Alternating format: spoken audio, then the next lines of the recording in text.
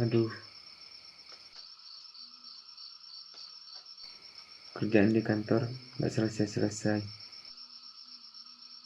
Lagian bos gak ngerti karyawan lagi. Semakin hari masalah di kantor gak selesai-selesai.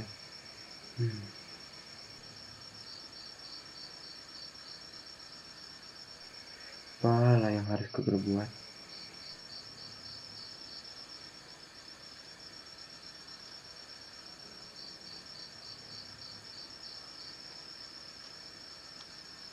Astagfirullah. Ya Allah, ampuni hamba ya Allah. Mungkin dengan segala kehidupan ini, hambamu ini mulai mengerti. Mak, ja, bagaimana kabar kalian di kampung? Maafkan papa ya. Papa nggak bisa pulang kampung karena pekerjaan papa masih banyak di sini. Maafkan papa ya.